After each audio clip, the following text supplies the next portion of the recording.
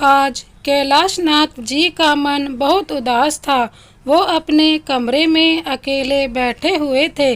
तभी उन्हें नीचे पार्क में खेलते बच्चों की आवाज़ सुनाई दी। वो अपने कमरे से बाहर आए और अपनी बालकनी में बैठकर लगातार नीचे खेलते हुए बच्चों को देख रहे थे।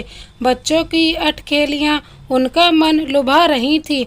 उन बच्चों को उनकी मम्मियाँ संभाल रही थी। सभी बच्चे बहुत खुश दिखाई दे रहे थे। कोई माँ की गोद में नहीं आ रहा था, तो कोई माँ की गोद से उतर ही नहीं रहा था, तो कोई बच्चा इधर से उधर अपनी माँ को नचा रहा था। उन बच्चों को खेलता देख कैलाशनाथ जी को अपने बेटों की याद आ गई। कैलाशनाथ जी के दोनों बेटे भी कुछ ऐसे ही थे। बड़ा वाला आरव गोद में ही नहीं आता था। जब से चलना सीखा था, खुद ही इधर उधर दौड़ जाता था। उसे लगता था कि मैं चलने लग गया हूँ, तो अब मुझे पापा माँ की गोद की ज़रूरत नहीं है। उनकी पत्नी ममता जी उसे गोद में लेने को तरस जाती थी। रात को जब वो सोता था, तो उसे माँ की गोद चाहिए होती थी। आरव के 2.5 साल बाद छोटे बेटे विपुल का जन्म हुआ। विपुल आरव के बिल्कुल विपरीत था। वो ममता जी की गोद से उतरता ही नहीं था।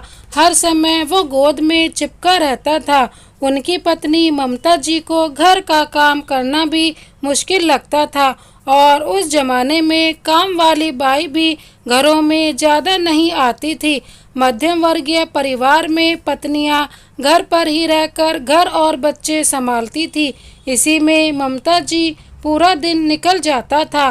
दोनों बेटे किशोरनाथ जी और ममता जी की आंखों के तारे थे। दोनों मिलकर अपने बेटों की परवरिश कर रहे थे और अपने बेटों पर वो भरपूर प्यार दुलार लुटा रहे थे। किशोरनाथ जी की सरकारी नौकरी थी। इतना तो कमा लेते थे कि घर परिवार अच्छे से चला सके। साथ में अपने माता पिता को भी गांव में पैसे भेजते थे। उन्होंने कह रखा था कि वो दोनों आकर साथ में ही रहे, लेकिन उनके माता पिता को शहर की जिंदगी रास नहीं आती थी। वो बीमार भी रहते थे, तो किशोरनाथ जी को बार बार उन्हें संभालने गांव भी जाना होता था। जब वो गांव जाते थे, तो पीछे से कोई ना कोई बेटा बीमार जरूर होता था। ममता जी अकेले ही बेटे को लेकर अस्पताल जाती और उसका इलाज करवाती थी। कई बार तो वो खाना भी नहीं बना पाती थी, ब्रेड से काम चलाना होता था। किशोरनाथ जी हर शनिवार और रविवार अधिकतर गांव अपने माता पिता के पास चले जाते थे। ममता जी भी समझती थी कि उनके सास ससुर को अपने बेटे की ज़रूरत है, तो वो कभी टोकती नहीं थी। वो अपने दोनों बेटों को पूरा समय देती थी। उन्हें होमवर्क कराना, घुमाने ले जाना, आइसक्रीम खिलाना, बालों को कटवाना, नए कपड़े दिलाना हो या कोई छोटे बड़े काम हो, वो खुद किया करती थी। उनकी जिंदगी आराम से चल रही थी। किशोरनाथ जी अपनी पत्नी को बहुत धन्यवाद देते थे कि वो उनकी तकलीफ समझती है और कभी उलाहना नहीं देती थी। ममता जी एक अच्छी बहू, एक अच्छी पत्नी होने के साथ ही समझदार माँ भी थी। दोनों बेटों को खुद ही पढ़ाती थी और होमवर्क भी करवाती थी। परीक्षाओं के समय उनके साथ रात भर जागती थी, क्योंकि उन्हें भी किताबें पढ़ना पसंद था। साथ ही इससे दोनों बेटों को भी पढ़ने का उत्साह मिलता था कि पापा ना सही, मम्मी तो हमारा ध्यान रखती हैं। अपनी माँ से प्रेरित होकर दोनों अच्छे से पढ़ाई करते थे और हर साल अच्छे नंबरों से पास होते थे। अब बड़ा बेटा आरव 10वीं की परीक्षाएं दे चुका था और आईआईटी की तैयारी में जुट गया था। 2 साल बाद उसके आईआईटी के पेपर होने वाले थे कि किशोरनाथ जी के पिताजी का देहांत हो गया। उसमें ममता जी नहीं गई, क्योंकि वो अपने बेटे को पेपर दिलाना चाहती थी। वो उसे अकेला छोड़कर नहीं जा सकती थी। सभी रिश्तेदारों ने बातें बनाई, पर उन्हें लगा था कि अगर वो परीक्षाएं नहीं दिलाएंगी तो आरव की 2 साल की मेहनत बर्बाद हो जाएगी। परीक्षाओं के बाद वो दोनों बेटों को लेकर गांव चली गईं। सभी रिश्तेदारों ने बातें बनाई, पर किशोर नाथ जी और उनकी सास को हालात पता थे, तो उन्होंने समझाया कि रिश्तेदारों की बातों को मन से ना लगाए। गांव में अब उनकी सास अकेले रह गई थी, तो वो सब उन्हें मनाकर अपने साथ में शहर लेकर आ गए। शहर में उनका मन नहीं लगता था, पर धीरे धीरे वो शहर में रहने की आदी हो गई थी। आरव का परीक्षा परिणाम आया और उसका चयन हो गया। अब उसे पढ़ने के लिए बाहर भेजना था। आरव को उसके कॉलेज में एडमिशन करवा के कैलाश नाथ जी वापस आ गए। अब बेटा महंगे कॉलेज में पढ़ रहा था, तो उसको हर महीने खर्चा भी भेजना होता था और छोटे वाले को भी आगे पढ़ाना था। तो ममता जी ने घर में ही ट्यूशन क्लासेस खोल ली, ताकि वो परिवार में आर्थिक सहयोग कर सके। अब दोनों पति पत्नी ने दिन रात एक कर दिए। 2 साल बाद विपुल भी इंजीनियरिंग की पढ़ाई के लिए दूसरे शहर चला गया। अब दोनों का खर्च उठाना भारी पड़ रहा था, तो उन्होंने बच्चों के कमरों को पीजी में बदल दिया। इससे आमदनी होने लगी। दोनों बेटे पढ़ लिख कर अपने पैरों पर खड़े हो गए, लेकिन उसके लिए किशोर नाथ जी और ममता जी ने बहुत तपस्या की थी। ट्यूशन और पीजी के साथ ममता जी को अपने गहने भी बेचने पड़े थे। उन्होंने वो भी बेच दिए। सब उनकी किस्मत की सराहना करते थे कि 2 बेटे हैं, बेटी नहीं है। ममता जी तो बुढ़ापे में बहुओं और पोते पोतियों से घिरी हुई रहेंगी। इनका जीवन तो बहुत ही अच्छा होगा। 2 काबिल बेटे कैलाश नाथ जी और ममता जी का बुढ़ापा सुधार देंगे। आरव की नौकरी लग चुकी थी और रिश्ते आने लगे थे। अच्छी नौकरी थी, तो अमीर घराने से बहुत रिश्ते आ रहे थे। ममता जी और कैलाश नाथ जी को आरव के लिए रजनी बहुत पसंद आई थी। दोनों की सगाई हो गई। आरव और रजनी में जब भी बातचीत होती थी, तो रजनी यही कहती थी, आपने विदेश में नौकरी के लिए कोशिश क्यों नहीं की? वहाँ तो आपको बहुत अच्छे पैकेज पर नौकरी मिल जाएगी। वहाँ आज़ादी भी है और बहुत सारा पैसा भी है। रजनी, मेरे मम्मी पापा ने मेरी पढ़ाई और करियर के लिए बहुत कष्ट झेले हैं, तो मैं यहीं पर उनके साथ में रहना चाहता हूँ। मैं विदेश नहीं जाना चाहता। पर रजनी का सपना था कि वो इतने अच्छे पढ़े लिखे पति को विदेश ले जाकर ही मानेगी।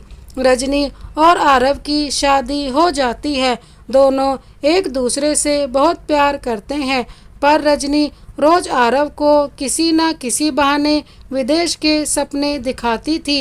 एक बार कोशिश तो करो। आरव ने आवेदन कर दिया और उसे बहुत अच्छे पैकेज पर नौकरी भी मिल गई। 1-2 साल चलकर देखते हैं, जल्दी ही हम वापस आ जाएंगे। रजनी ने जोर डाला, तो आरव ने कहा कि फिर मम्मी पापा के पास कौन रहेगा?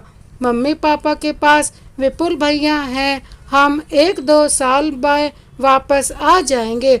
आरव विदेश जाने को तैयार हो जाता है और अब छोटे भाई विपुल की भी नौकरी लग जाती है। उसकी शादी भी हो जाती है। विपुल और कशिश की सोच भी बहुत मिलती थी। दोनों की शादी में विदेश से आरव और रजनी आए थे। रजनी बार बार विदेशी जीवन का इतना अच्छा बखान करती थी कि कशिश भी अब विपुल पर जोर डालने लगी थी कि आप भी विदेश में नौकरी के लिए आवेदन क्यों नहीं करते हो?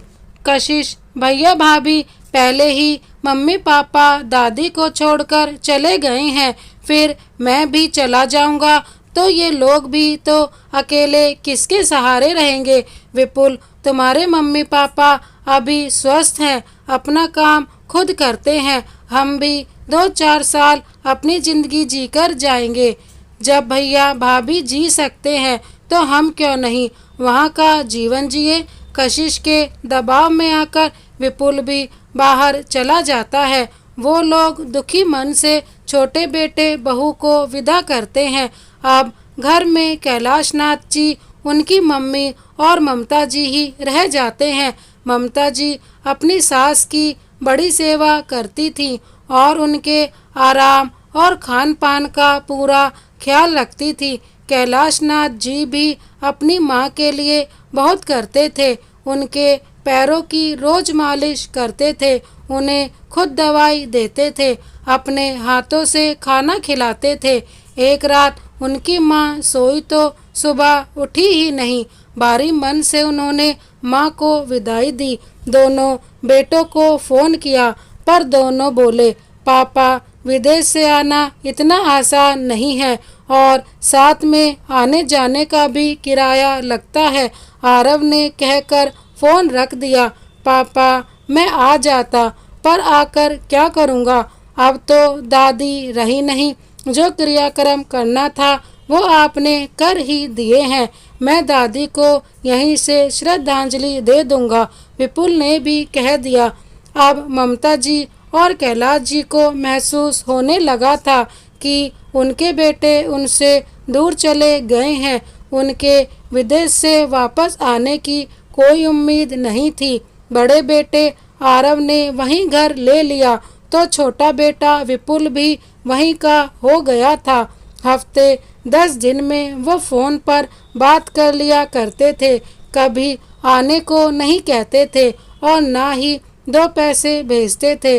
अब तो दोनों बेटे विदेशी धरती पर रच बस गए थे।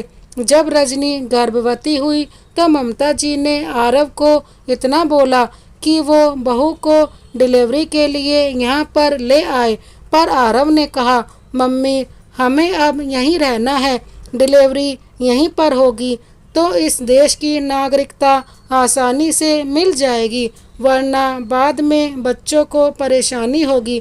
बेटा तू तो कुछ साल के लिए गया था पर अब वहीं का होकर रह गया है। ठीक है, जैसे भी रहें, जहाँ भी रहें, बस खुश रहें, हमें और क्या चाहिए। आरव ने पलटकर कुछ नहीं कहा। फोन रखने के बाद ममता जी फूट फूट कर रोने लगी। कैलाश नाथ जी ने समझाया, बच्चों की अपनी जिंदगी है, हम दखल देने वाले कौन होते हैं। ममता जी अपने मन को बहुत समझाती थी। अब उनके दिल की पीड़ा उन्हें ही दर्द देने लगी और अचानक हार्ट अटैक से ममता जी की मौत हो गई। दोनों बेटे दौड़े चले आए। कैलाश नाथ जी उनसे लिपटकर रोने लगे। उन्हें बहुत बड़ा सदमा लगा था। दोनों बेटे तो साथ में नहीं रहते थे। अब ममता ने भी हमेशा के लिए साथ छोड़ दिया था। अब पूरी जिंदगी अकेले कैसे रहेंगे। 15 दिनों तक सब काम हो गया। आरव ने अपने पिता से कहा कि वो अपने घर को बेचकर उन दोनों के साथ विदेश चले। अब यहाँ अकेले कैसे रहेंगे। तुम दोनों विदेश छोड़कर यहाँ क्यों नहीं आ जाते। अब तो बहुत पैसा कमा लिया है, नौकरी तो तुम्हें भारत में भी मिल जाएगी। यहाँ भी सुविधाओं की कोई कमी नहीं है, जिंदगी यहाँ भी जी जा सकती है। मेरा तो यही कहना है, तुम दोनों यहाँ आ जाओ, हम सब साथ में मिलकर रहेंगे। मैं भी अपने पोते पोतियों का सुख उठा लूँगा, अपना बुढ़ापा तुम सबके साथ में बिता लूँगा। अपनी पिता की बातें सुनकर दोनों चुप हो जाते हैं।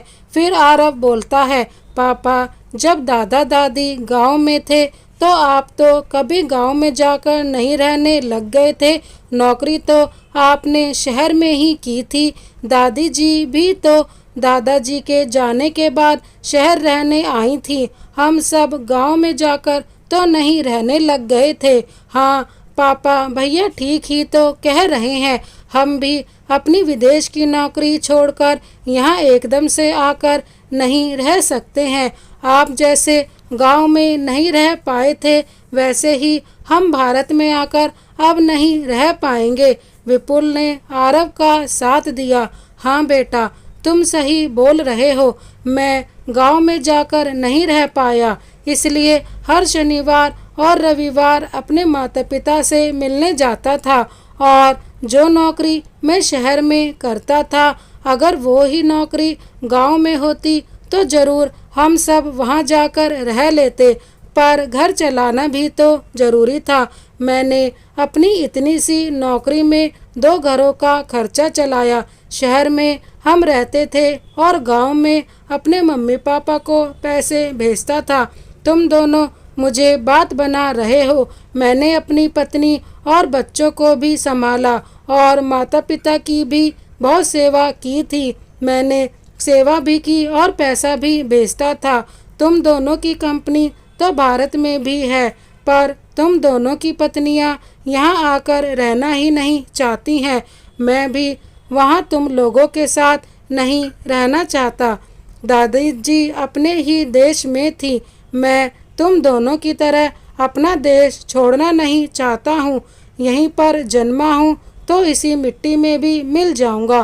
तुम लोग अपने परिवार को लेकर यहाँ से जा सकते हो। मुझे तुम लोगों की ज़रूरत नहीं है। मैं यहाँ अकेले तेरी माँ की यादों के सहारे रह लूँगा। किशोर नाथ जी साथ जाने से इनकार कर देते हैं और कहते हैं, तुम्हें 1 रुपया भी भेजने की ज़रूरत नहीं है, मुझे पेंशन मिलती है। दोनों बेटे बहू उन्हें छोड़कर चले जाते हैं। किशोर जी दूर तक उन्हें देखते रहते हैं। उन्हें ये बात याद आ जाती है कि लोग कहते हैं, तुम तो किस्मत वाले हो, 2 बेटे हैं, बहुओं और पोते पोतियों के साथ सुख से रहोगे। और आज वो इतने बड़े घर में अकेले रहते हैं, दैनिक काम भी खुद ही करते हैं। सारे काम निपटाने के बाद बालकनी में आकर बच्चों को खेलते देखते रहते हैं। अपने बेटों का बचपन याद करते हैं। अपने पोते पोतियों को तो वो कभी खिला ही नहीं पाए। अतीत से बाहर वो वर्तमान में आ जाते हैं और बच्चों को देखकर उनके उदास चेहरे पर मुस्कुराहट छा जाती है। दोस्तों, जीवन का कुछ पता नहीं है, ये हमारी सोच के विपरीत ही होता है।